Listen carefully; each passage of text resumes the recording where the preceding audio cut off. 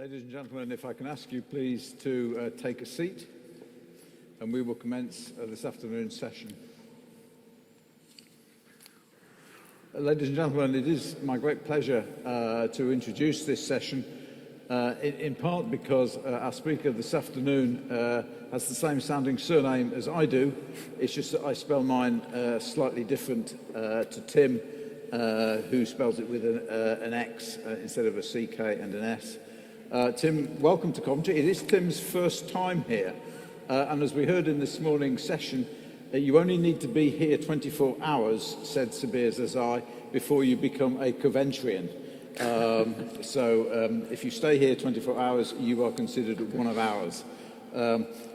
Tim is Chief Executive of an organisation called More in Common, which, as I guess many of you know, and is obviously in the brochure as well, was set up after the tragic murder of the late Joe Cox MP.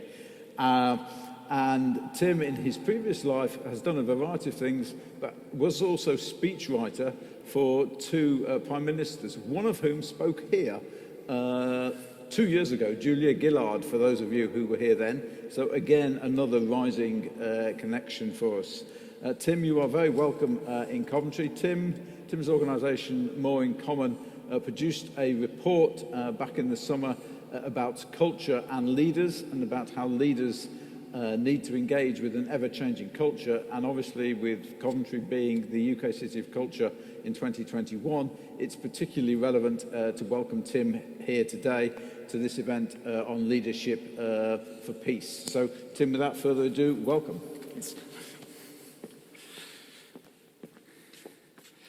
Thank you very much, Richard, and isn't it nice to be back in person with human contact, even if there's not an absolutely full cathedral, but we're in a sacred place, so we can imagine it. It's not often that you have a conversation in your life that fundamentally changes the way that you think about something, that changes it in a way that you'll never think of it quite in the same way again. But that happened to me 4 years ago, in October 2017, and it's one of the reasons why I'm standing here today. I recently had co-founded the organisation More in Common, which Richard mentioned. We were grappling in our very earliest days with the nature of polarization, the forces dividing many societies, and the rise of the angry, hostile populism that was upending the politics of so many countries. Donald Trump had won the primary and the presidency in the United States, but there was also the National Front in France, the AfD in Germany, the Law and Justice Party in Poland, Erdogan in Turkey, Orban in Hungary, Duterte in the Philippines, Bolsonaro in Brazil. You can go on with a long list. Part of my own background in politics is in the Labour Party, and when my friend Jo Cox was brutally murdered in a street in her constituency up north, this polarisation, this division had become deeply personal for me. I and my co-founders had spent a long time wrestling the question, why have these forces of us versus them become so powerful? Why were people so willing to look at each other, not just as individuals, but through the lens of groups in their society? Why were they, particularly in that refugee crisis period of 2015, 16, 17, why were so many people willing to look with hostility at people who were fleeing violence and persecution and who needed a place of safety? Why did they feel threatened by those kinds of people? We'd wrestled with all these different factors that were drivers of this upending of norms and this sort of sense of disruption that was coming all across the world, the us versus them. And we'd thought about the issue of inequality, particularly in the wake of the financial crisis almost a decade before, how regions had been left behind, how wages had stagnated, how jobs had become insecure, and many people had lost their sense of pride and dignity in their work. We'd wrestled with the bewildering pace of change in many societies that especially leaves those with more traditional values feeling unmoored, feeling a sense of whiplash. And how there were these prosperous and highly educated elites in big cities who looked down on them and left them with a sense of shame for who they were. We wrestled with the digital revolution and the rise of social media, which was taking us all into echo chambers, so that different groups in society were hearing different news and information, didn't even share the same reality anymore. And how people were seeing the loudest and most hostile and conflictual voices elevated over the voices of reason and calm. And we wrestled as well with slower changes that had happened in local communities over the past generation. The decline of neighbourhood life, of civic associations, how communities were becoming unstuck because that sort of sticky stuff that holds us together had lost its cohesive power. And so with all of that background, those things that we were wrestling with, that morning I met in Southwark with a handful of people who were leaders of global peace-building organisation, post-conflict organisations. And as we were moving around the table, talking about our backgrounds and how we'd come to what we were doing, and it was my first time to meet with all these folks, one of the participants shared a really remarkable insight that has sat with me ever since. She was explaining that she had spent her career working overseas in conflict zones like the DRC, Sudan, Afghanistan, and she'd been away from home for many years. But after decades abroad, it was now time for her to come home. But she still had several years of working life to go. She wasn't at the end of her working life. And she'd wondered, with all of those years of experience in conflict zones, what would she do now in this late stage of her career? Would she even be employable? Did she need to retrain into some completely different profession? What use was it, as an expert in making peace, returning to an advanced Western democracy, where her skills would surely be redundant? Well, you might be a step ahead of me. Of course, her answer was, as she looked around, I realise that I haven't left a conflict zone. I've come back to one. I haven't left a conflict society. I've come to one that has become a conflict society. She'd spent a lifetime working over there to solve problems of us versus them, intergroup conflict, only to find that the same dynamics were now replicating themselves over here. Just a few weeks later, I was in Washington, DC, catching up with Amanda Ripley, the brilliant journalist, writer for The Atlantic and many other publications. And she was recounting to me her own journey in the previous year, 18 months, since the election of the Trump administration. And she was trying to make sense of what had happened in her country, how something so arresting, a candidate who would have seemed so improbable, had managed to take power, and what she was seeing in her community and in places all across the United States. And rather like me, she had moved, over a period of a year, through different stages of exploration. You could sort of compare it to 7 stages of grief. She'd gone through economy and culture and information and social connection and so on. But the lens that she'd landed on, the way to understand these changes in a more holistic way that kind of made sense of them and pulled them all together and sort of integrated all the pieces, was the lens of conflict, the lens of peace. Our differences as people, genuine as they are, our differences were being refracted through the lens of group identities, us versus them.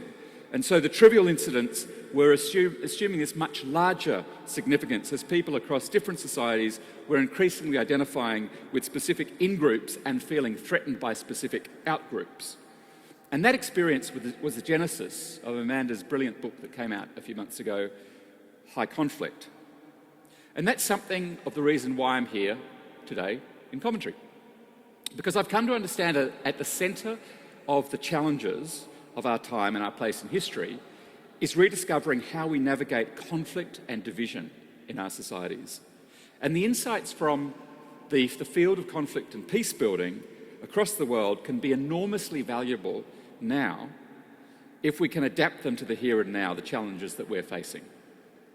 But especially important, it's why peace building and the resolution of conflict has become so critical to effective leadership in our societies, leadership of organisations, leadership of societies at all levels. There's many different lenses that we can apply to the divisions, the polarisation of our time.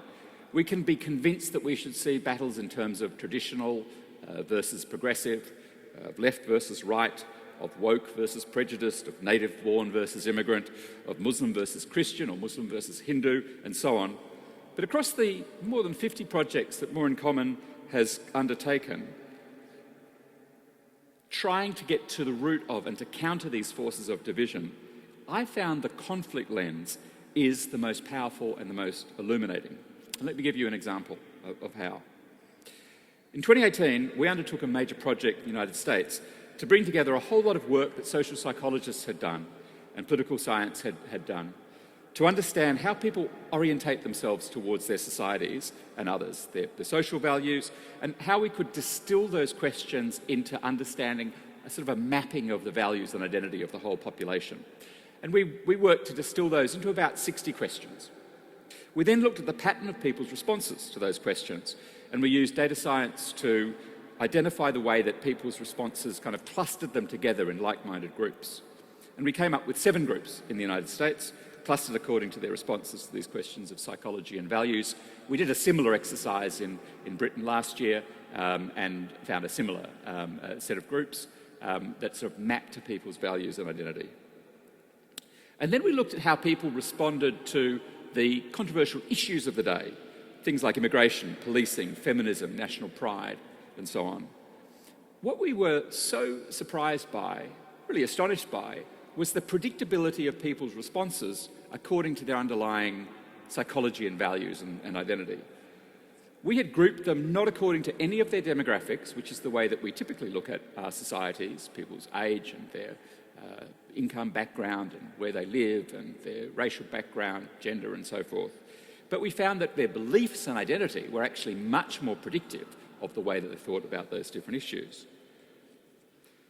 We published that study called Hidden Tribes, and in it we sought to tell a story that was trying to build peace, trying to build understanding of each other, trying to explain people within the context of their own underlying values of how they saw the world and where they were coming from when they confronted different issues. We showed that there were indeed 2 strongly opposed tribes, but they were only represented about a third of the population in the United States, and even less, about 25% in the UK. So the country was not divided 50-50 in the way that Americans had been told they were in 2016, in the way that British people had been told they were post the Brexit vote in 2016 as well. But rather, the real division was between a group which was highly engaged and driven by conflict, the partisans who wanted to take battle against the other side, who saw everything through the lens of their conflict and the other side, and who ranked other groups in society according to whether they were on their side or against them. And on the other hand was what we call the exhausted majority, 2/3 of the population, who had their own views and values, but didn't define themselves by where they stood in the conflict, and didn't have to win every time, who felt that compromise was an important part of a healthy democratic society. When we published that report, we were expecting a bit of media coverage, engagement from think tanks and sort of experts, and we did get that. We ended up the front page of the New York Times. New Yorker wrote about it. It was the top story in the Atlantic for a week. We got more courage than what we thought, but the surprising thing was not that. It was the personal responses we got from people, and the strength of people who had come across the report, the emotion with which they felt that it had said something that hadn't been said before. For the first time, I feel seen, one person said. I thought I was completely alone and my society had gone completely mad, but now I see myself as part of this exhausted majority. We can still get our act together as a country. Another said, I read this report and for the first time I understood my parents and why they see the world differently from me. They're not bad people. And so on. People felt recognised, heard, and not just made into some kind of false caricature in the way that our debates so often do today. And those responses convinced me that when we see our societies through the lens of these binary debates, one side and the other side of different arguments, the culture wars debates, for example, or whatever division we're focused on, we are being told a false story. They also convinced me that there's some significant elements that are in short supply right now, kind of like rare earth minerals, without which pluralistic societies can't get beyond this trap of conflict that we're in and can't build for peace.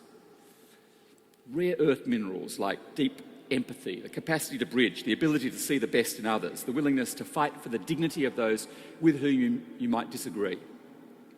What brings those elements together is a style of peace-building leadership that seeks to get us out of the frame of conflict. And what's especially rare is a style of leadership that incorporates those different elements. By that, I don't simply mean peacemakers and mediators, those people who mediate between warring sides in a conflict, although their role is really important.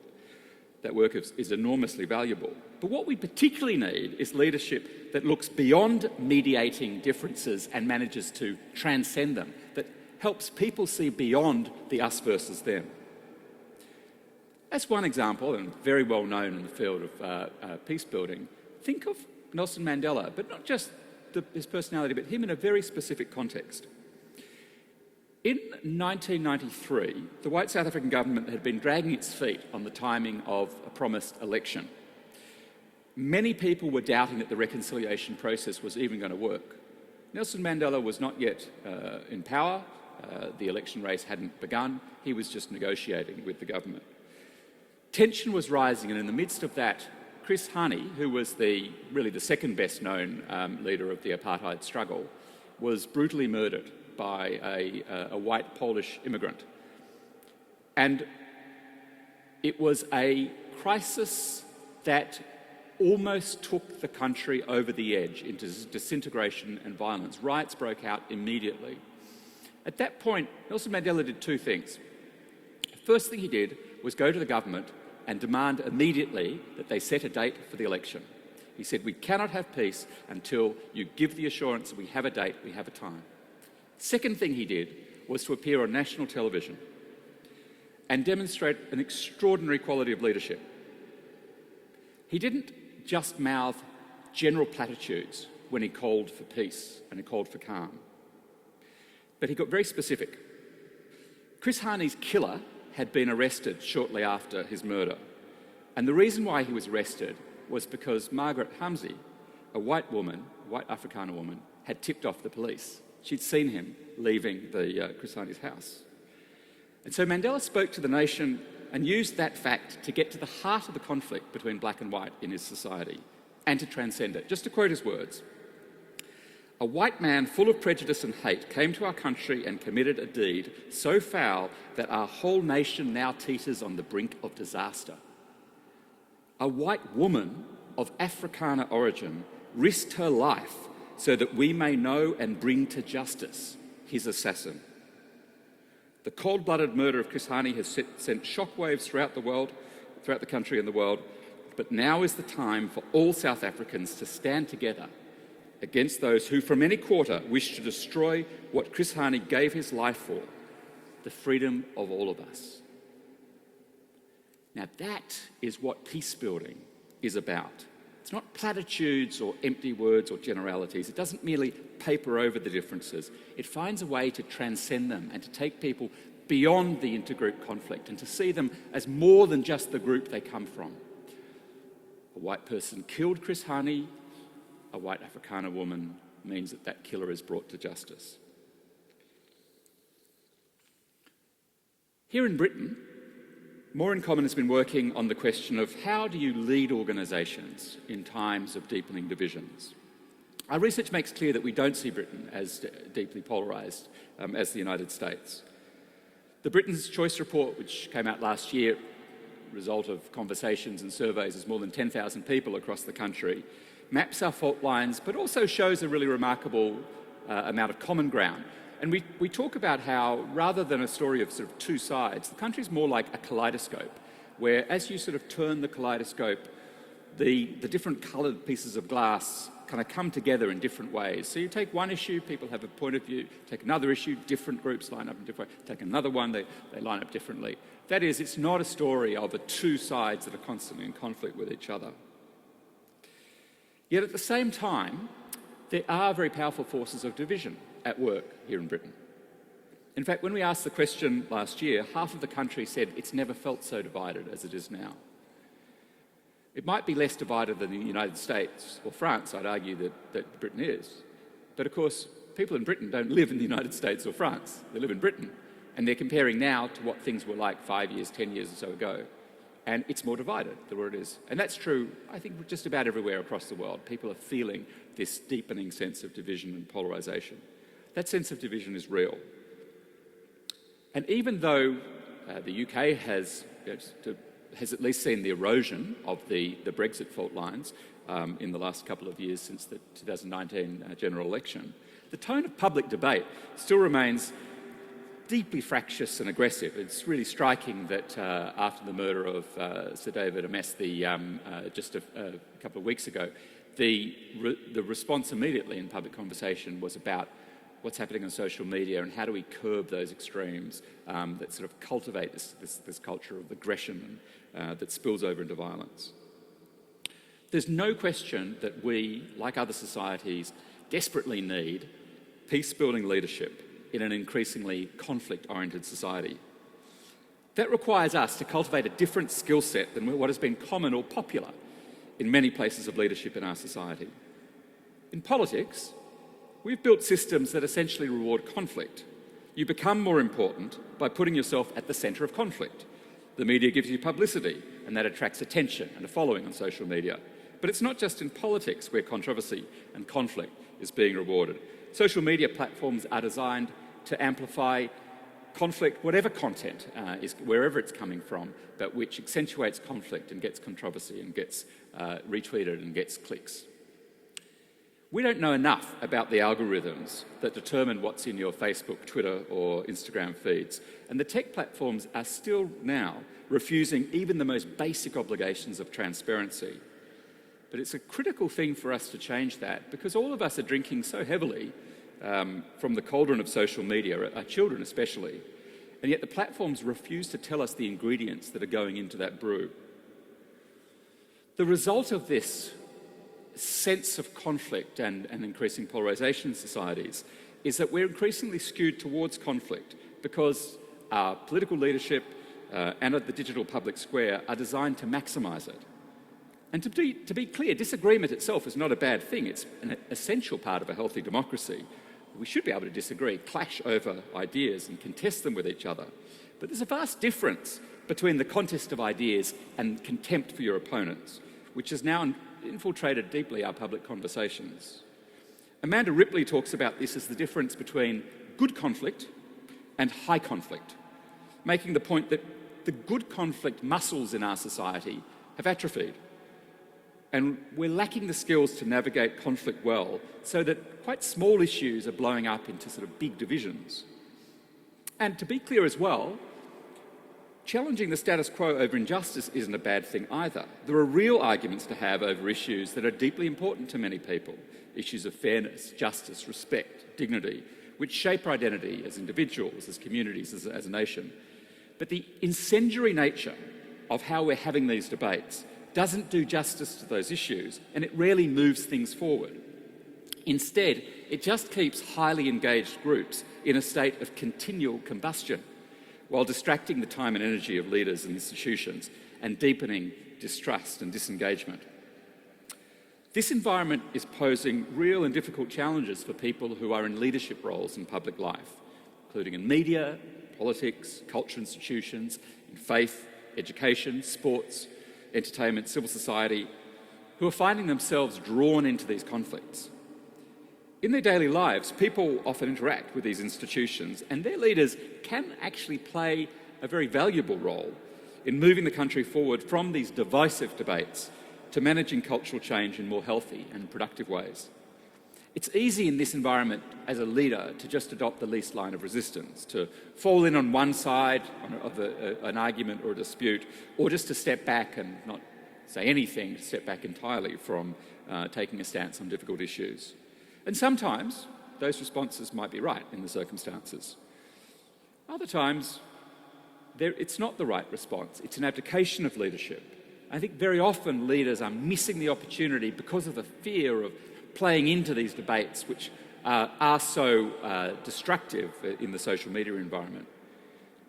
But we have to get leaders stepping up to reinforce norms if we're going to prevent that culture of conflict that plays out in the digital public square, increasingly dominating and controlling our lives and across all of society, as has increasingly been happening in the United States.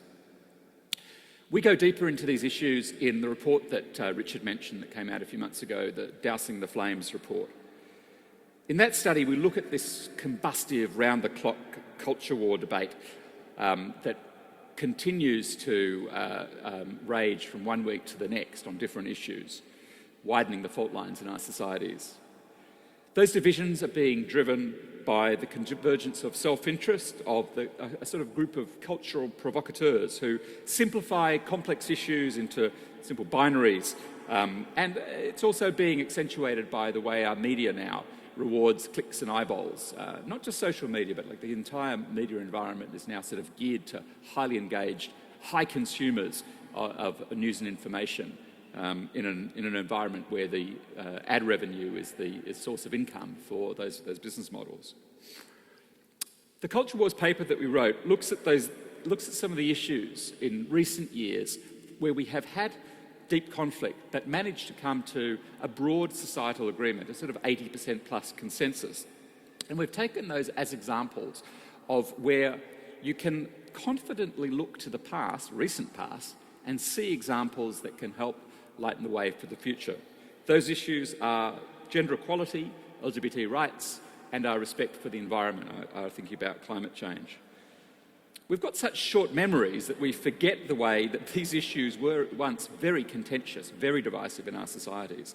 And as a result, we forget that our own lifetimes can tell stories of how, as societies, we make progress that past generations would have considered quite remarkable.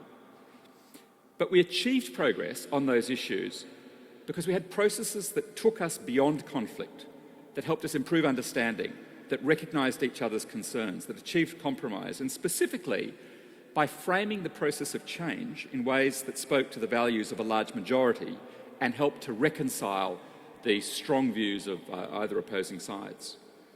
These are lessons that we find when we study the dynamics of peace and conflict. For example, one critical lesson is that to move beyond conflict, leaders need to tell a story of a future beyond that conflict. They need to be convincing and compelling in conveying how we, as a people, have the ability to transcend our differences. Incidentally, that's a question which More in Common regularly asks in surveys in the 4 countries where we have national teams, in the United States, United Kingdom, France and Germany. And consistently about 3 in 4 people, a little bit less in the US, but 3 in 4 people generally say, we have more in common than our differences. We can transcend our differences. And that's good news. But leaders need to make that sentiment a reality in the context of the conflict in our societies. Martin Luther King did that so memorably in his great I Have a Dream speech, when he said, I have a dream that one day on the red hills of Georgia, the sons of former slaves and the sons of former slave owners will be able to sit down together at the table of brotherhood. He painted a picture of a world that wasn't then but could be, that allowed people to see themselves beyond the conflict that they were in. In More in Common's work, as we talk to tens of thousands of people across our societies, trying to get the pulse of what ordinary people are thinking outside, beyond the people who sort of drive a lot of these debates, we find consistently an incredible hunger for that kind of leadership. For example, there was a big controversy a couple of months ago, front page news in some of the tabloids, when a student common room in Oxford took down a portrait of the Queen. And there's debate about it on social media, raging sides, 2 sides. And even the Education Secretary spoke up and made some inflammatory remarks on social media. The interesting thing was that when we talked to ordinary people, because this was happening in the middle of, we were running a series of conversations at the time, what was striking that even very strongly conservative, stridently conservative people in some of those conversations thought it was all nonsense. Students were being students. They've always been like this. They're more likely to, their concern was more likely to be about why is a grown-up like an education secretary sort of throwing a bomb into this debate and wasting his time on it, when As one backbone conservative, which is one of our typologies, one backbone conservative said, why isn't he trying to get the kids through school? And that's the common sense approach that we hear constantly in response to these fights that seem to be dominating our news debate, but often just go over the heads of majorities of people, the exhausted majority in our populations. Take another example, the Dear England letter that Gareth Southgate wrote, the England football team's manager, a couple of months ago amidst the controversy about his players taking the knee. The social media debate was furious, and many people took strident and fairly predictable sides of that debate. But England's football manager did something quite remarkable to bridge the differences at that time. He talked in his Dear England letter about his pride in Queen and country and the great achievements of the English nation. He embraced patriotism. And he also talked with deep pride about his players, speaking out about racial injustice and equality. As he said in his letter, despite the polarization we see in society, these lads are on the same wavelength as you, football fans, on many issues. That was an example of leadership, and it was really noticed by ordinary people. They really spoke for it, and they found it inspiring. Especially the people who are probably often lowest trust in institutions and society and politicians. They saw values of sacrifice, loyalty, and true leadership in what he said. It was an example of a leader in our community using his platform for profound good to transcend and heal the divisions at a time of polarisation. A part of how leaders tell a story that helps us navigate differences is how we speak about change. Many of our deepest divisions are ultimately related to the question of how we navigate change as a community. And by framing challenges through that lens, we can shift conversations away from this kind of false binary choices towards more fertile ground. Talking about change allows people to talk more honestly about why they're worried, what they fear, what they think they're going to lose, while others can talk about what's wrong with things now and why they're hoping for things to be different. Just recently in Baltimore, Maryland, the United States, we partnered with Johns Hopkins University's SNF Agora Institute. We brought together experts in peace building, conflict resolution, along with practitioners who are doing real things on the ground throughout the United States. And one of the powerful examples that came up in those conversations was how a long-running conflict in the eastern part of the state of Oregon, in the Blue Mountains there, had come to a really quite remarkable way in which people who had been on opposed sides for so long were now working together. It's written up in the New York Times in April, if you're interested in chasing up the story. It was about environmentalists and forestry leaders who had realised that they were stuck in a sort of a doom loop of endless conflict. But the forestry leaders at a point came courageously to ask the leader of the environmental group that if she'd come out and see the forest with them, and in fact come out for a couple of days. She also equally courageously said yes. She also brought a bodyguard with her just in case. But what that began was a conversation that allowed them to realise that they didn't necessarily have completely mutually opposing goals. Forestry industry wanted jobs, the environmentalists wanted the preservation of the area, and they realised for the health of the forest they actually needed to have a certain amount of logging happening. And that was the beginning of a transformation of a conflict, and now they go around the country speaking about how do you get beyond these seemingly intractable conflicts. A lot of their lessons are just the lessons that you always hear in conflict resolution and peace building. What's clear to us from talking to the exhausted majority around the world is that people think leaders should be doing more to help us navigate change, that leaders should lead. Leaders should not just play to their base, leaders should play for the one team. That requires not accepting the way that debates are often framed in the shorthand reporting, the binary choices that we're so often given. Issues are complex, but people are even more complex. We need to recognise the need to give people space to discuss things, to question, to even challenge things. People need to be able to ask questions and not made to feel stupid for doing so.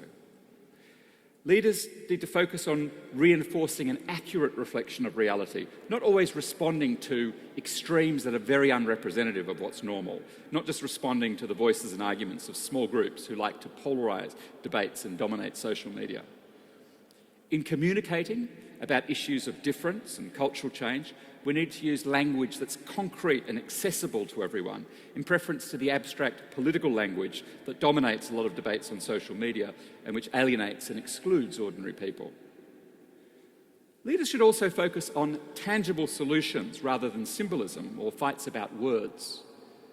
Tomorrow, in the United States, we'll be releasing a study of the views of Afghanistan veterans and military veterans from other conflicts in the United States, comparing them with the responses to a representative sample of Americans around the America's exit from Afghanistan. And one of the areas that we explore is what would help veterans who are really having a hard time reintegrate successfully into society. One of the interesting responses that they gave to that question is most of all they want help with jobs and mental health, practical things. They also want to build stronger connections with others in the American community. They feel distant from those who haven't gone through the same experience as them. The least important thing for them was the symbolic stuff, like military parades and monuments.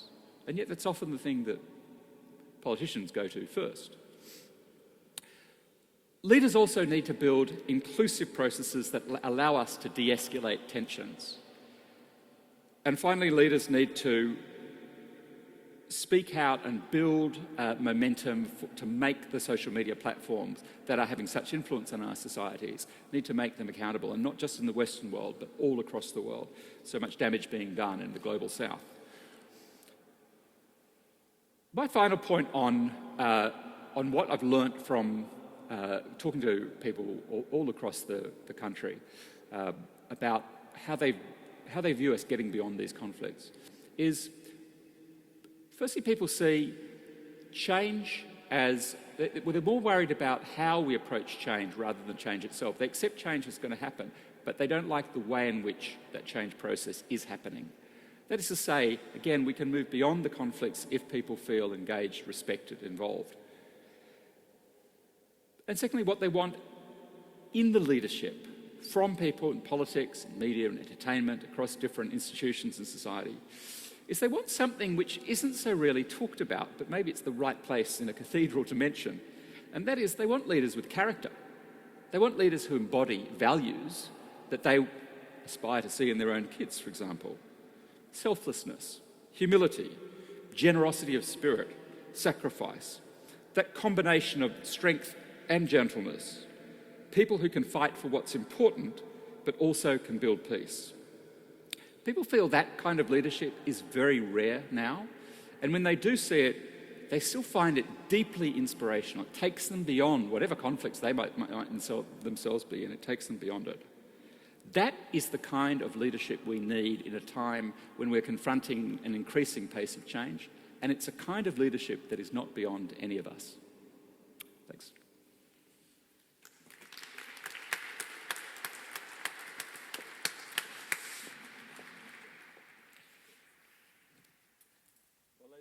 I think that followed on brilliantly from the session that we had immediately prior to lunch. I know it chimed very much with the 8 principles that Professor Hardy was talking about as well, about what we're looking for in our leaders, particularly the multi-generational message and being able to talk not just to your core base as well. We do have some time now for questions before I believe we have some refreshments available.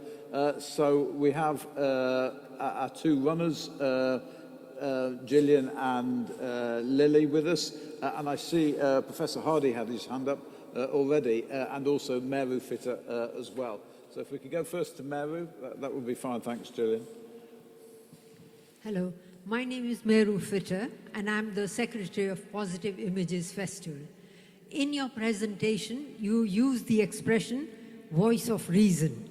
I love that expression, but the sad reality is that the voice of violence and irrational thinking is far more powerful than the voice of reason especially in conflict-ridden countries. Can you foresee a time when this situation will change?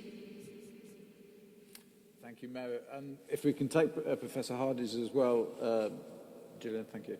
Mike, Tim, thank you very much for a very interesting talk, and thank you for your reference to our dear departed friend Joe Cox, who is inspirational still, of course. My question really is not a challenge to your approach or position, but it's a question for clarity about your framing, or the framing, not yours. In the sense that I really question where empathy comes in to your overall thinking. Because I live in a scholarship world in which I don't think we all have to agree with everything in order to live peacefully. So a concept of more in common suggests that we need to have things in common in order to behave in a certain way. And that bothers me because it's so difficult. Sorry, so that's why it bothers me, not because I necessarily think it's wrong. And I wondered your position also on positive peace. So you frame things as we observe around conflict and how we deal with conflict and post-conflict, whereas the work of Galtung and others on positive peace frames things very differently. Starts from a position that peace is not just about replacing conflict, but is actually worthwhile in its own state. And whether we can aspire to a place where that's a default, where we don't assume that conflict and disagreement and fundamental problems is the default, that we have to somehow bring in some miraculous peace building and so forth. So empathy, really, whether conflict framing is always helpful and necessary, and do we really have to have things in common in order to live civilly and peacefully together? Thank you. Should I? No, stay there. Stay there? Okay. So on the question of the more in common question, I think it would be a misunderstanding of our work to think that we try to paper over differences.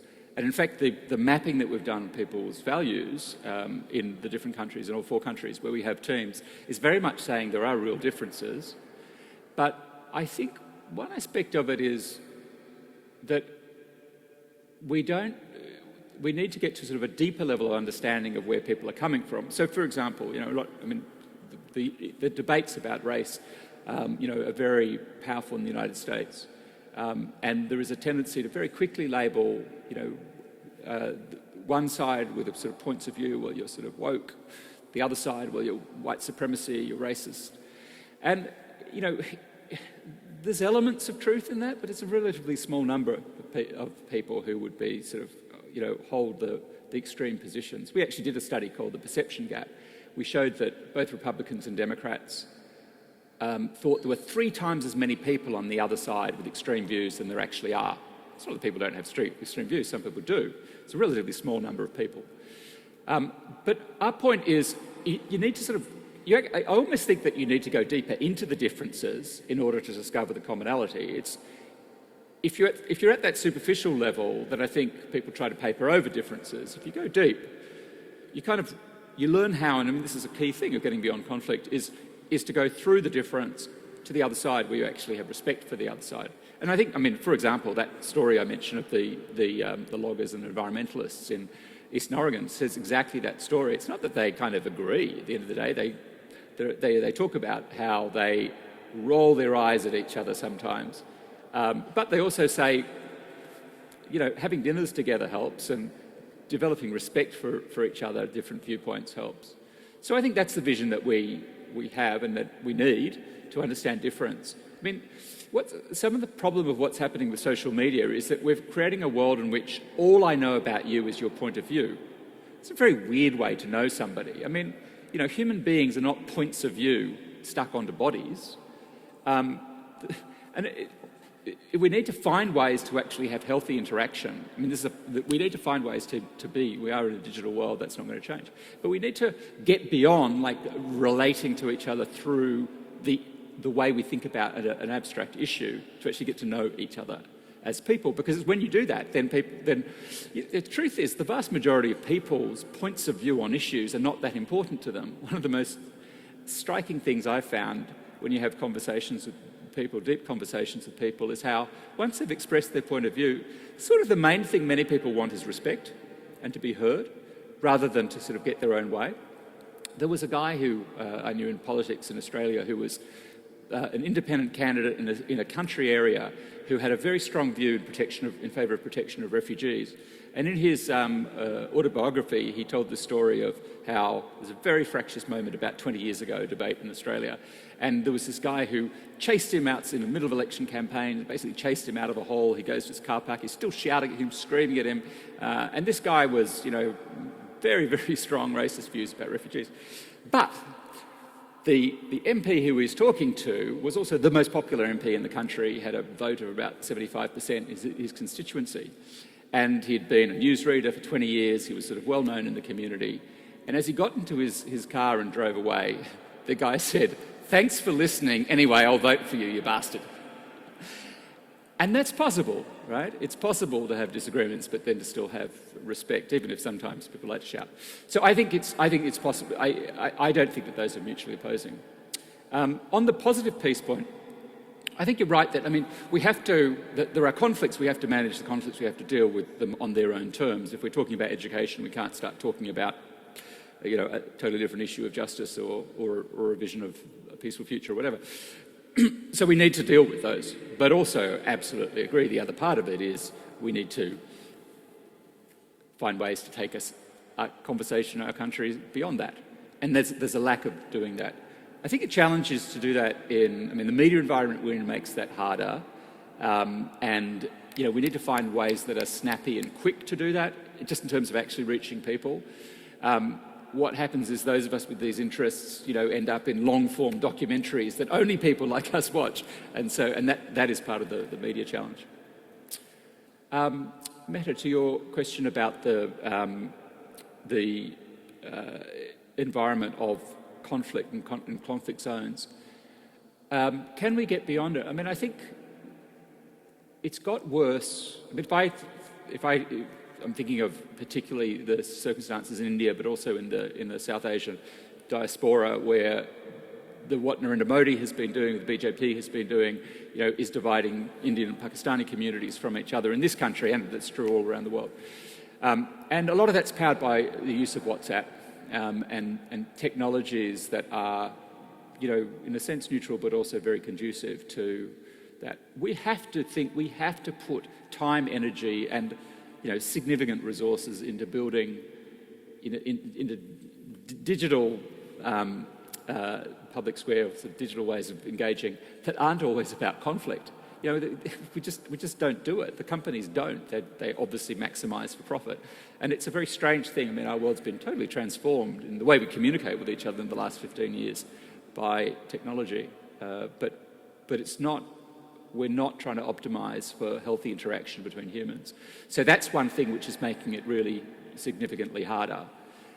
I don't know what the answer to that is. I think at the end of the day, the principles of peace building really do come down to how do we build healthy societies and communities where there's trust at a local grassroots level. I always find in talking to people, where do they find hope? They don't start with anything at a big national abstract level. They say, well, I think things are very bad in my country, but in my own community, there's lots of people who are really different from me and we get along just fine. And we need to do, in some places in the US, I have to say that's not what people are saying now. It used to be what they are, but it's because the divisions come down from the nation into the local place. But I think that's one part of it, is we need that connection to others that can help us transcend, and we need big stories as well that can help us to transcend. But that's the hard work. It's definitely, we're in an environment where the forces of division, I think, are growing and are going to continue to grow, in this decade. And that's why, it's why the little effort that we have in More in Common is to try to think, in systemic ways about how do you counter that, how do you change some of those dynamics. Thank you, Tim. Do we have any more questions in the audience? I can't see anybody with any hands. I wonder if I just may abuse my position here, just simply so that we end on a positive note. Looking forward to next year, Tim, can you actually say what your big hopes are for next year, 2022? The pause suggests you don't have a lot. I think actually we're in the middle of a strategic review of our own work right now, and so the vision I have is a 5-year vision. That's my challenge. What happens in 12 months? 12 months is going to be like that. It's going to be. I have a vision of a full cathedral. Yeah. I think that the opportunity. So I actually think that in some ways, the moment that we're in 2020, going into 2022, is that whereas 5 or 6 years ago, when the reason why we started More in Common was that sort of moment of convergence where many different societies were experiencing the same thing of this increasing division. I actually think now we're in a post-COVID, as we come out of COVID, we're going to experience more divergence. So, for example, I think that those things have been in Germany and the United Kingdom have actually improved in terms of the fractious environment, in the overall dynamics that we look at. Not that there aren't, horrible debates going on all the time, but I think they've got worse in the United States, obviously, and Brazil, as other places, they're going to be tough election years and so on. So I think that one aspect is divergence. For the countries like the United Kingdom, I think we have a bit of breathing space now to do the long-term work, because we went through the very difficult Brexit period, and you may or may not like the outcome, but the outcome has, people are not raging against each other when we have conversations with them. There is a sort of an acceptance, what happened, disagree or agree. But I think that we're going to see, if things don't change, we're going to see the return of whatever the next great division is, whatever the next fracture, because it's just happening across the world in different societies. But it's not here right now. The next thing isn't obvious to me. Could be the union, could be any number of things, but I think we have a space, and I would say the opportunity, what I would hope for now, is exactly what I was speaking about, leadership that uses the power of institutions of all kinds to help build connection and to help build resilience against these forces. Because we know the wave came in, the wave's gone out, it's going to come back in, but how do we better prepare for that next time round? And that's very much the work that we're doing. Well, Tim, thank you very much. That's a wonderful picture you've given us of the sea. We can't get further from the sea in Coventry, but thank you very much for that image here. Can we show our appreciation to Tim for coming up to us? Thank you, Tim.